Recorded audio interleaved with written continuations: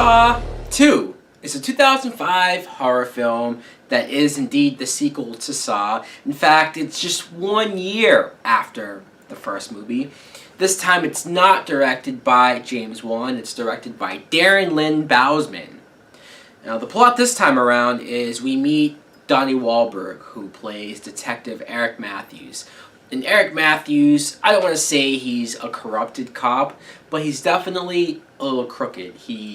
He's willing to plant evidence in order to get a verdict on some criminals or just use any type of illegal acts to get his job done.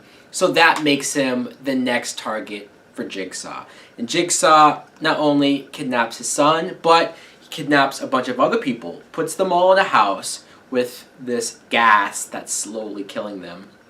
They only have a few hours to escape. So Eric Matthews, not only does he have to first find out where Jigsaw is, but he has to find where his son is as well.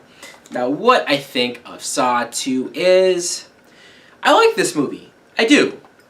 Is it better than the first Saw? No, of course not. But I've seen some people say that they think this is one of the worst Saw movies or Saw sequels, and I completely disagree with that. I think there's a lot of things to like about this film. First, let's talk about Donnie Wahlberg as Eric Matthews, because I like Donnie Wahlberg here.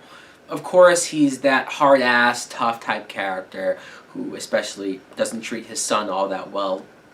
But I guess this is one of the things that I like about the Saw movies, that we have our main characters who aren't perfect. They aren't the, quote, good people. They have a lot of flaws. They've done a lot of messed up things themselves, but still I find myself caring about the character or wanting him to find Jigsaw and stop him.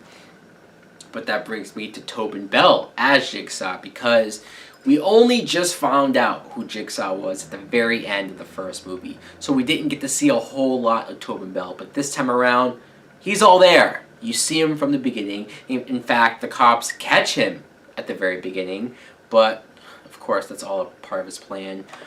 And I like Tobin Bell a lot. I like that we get so much more of him in this film because he's both creepy and you're a little fascinated to listen to him talk when he forces Donnie Wahlberg to sit down and talk to him or listen to him and how he's just speaking. It might sound like he's just going on, rambling, repeating himself, but especially when you get to the end, you see that there was a lot of wisdom, or at least a lot that you have to listen to what he's saying. And I also love the fact that our main antagonist, our main villain of these movies has cancer. So not only does that drive a lot of why he's doing what he's doing, but here's a guy who's not going to last all that long. He's not going to be alive all that long, but yet he's the focal point. He's the guy who's making everything happen. The characters who are trapped in the house along with Donnie Wahlberg's son, we have Emmanuelle Vager, who, this chick, is so hot.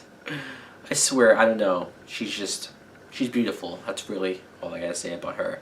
Frankie G plays Xavier, who I guess is one of the biggest assholes in the house. Even though he does some deplorable things, especially near the end to most of these characters, I still like to watch him. He's still kind of entertaining and just, I don't know, the way he acts. I can't say I like him, but I like to watch him. There's this one character, Obi, who helped, in a way, get some of these characters in the house, kidnap them, but he's in the house too.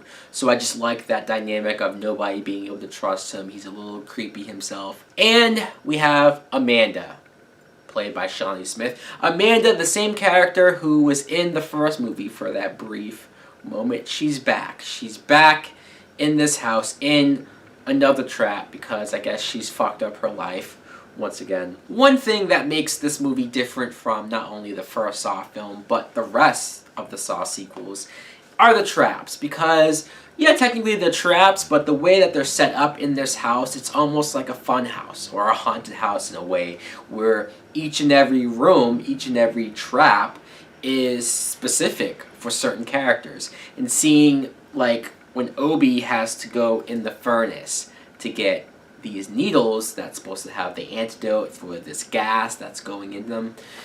That was really hard to watch. I mean, I've seen this movie a bunch of times, but every time I see him go in there, and then when the door shuts, it's locked, and the fire turns on, and he basically burns alive, and I can't watch somebody burn alive. Or the needle pit. Xavier is supposed to do it himself. It's supposed to be his trap, but he picks up Amanda and forces her to do it. Just shoves her in there. And Shawnee Smith, once again, does not disappoint with her acting. She puts everything into it. She's screaming and crying and carrying on while she's in this pit. You really, really feel for her character.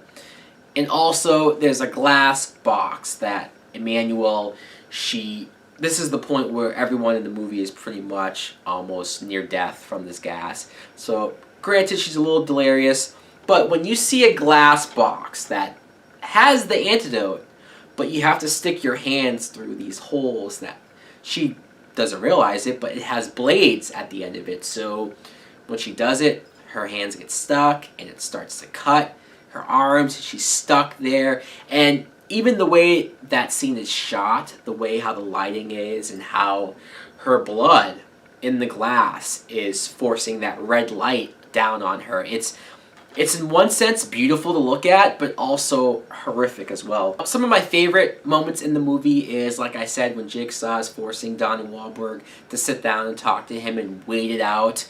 Donnie Wahlberg just has this attitude. Of course, can you blame him? It's his son, but he's not hearing it. And the moment when he flips out and goes nuts and beats the holy fucking piss out of Jigsaw, I love it every time. Even though it's not what he's supposed to do. Even though I know he's making the wrong choice, it's something that I can understand, and I completely root for that. But that brings me to the ending, the twist. Obviously, spoiler alert, just in case. But the twist is that the feed that the cops are watching this footage from, it's not live. So everything in the house with those characters, it happened a couple of days ago. So not only was that surprising, but when you see that Donnie Wahlberg's son was in the house with them in a safe, and again, all he had to do was sit there and talk to Jigsaw until the time ran out. But no, like I said, he flipped out, and Jigsaw brought him to the house. But that's when you find out that Amanda is Jigsaw's apprentice.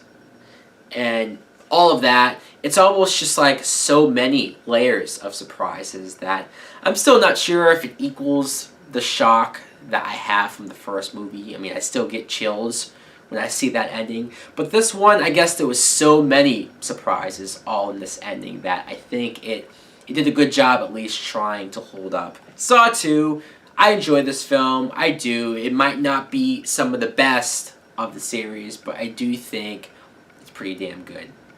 Anyways, guys, let me know in the comments below, what do you think of Saw 2? Oh yes, there will be blood. Thanks for watching. Like and subscribe. Later!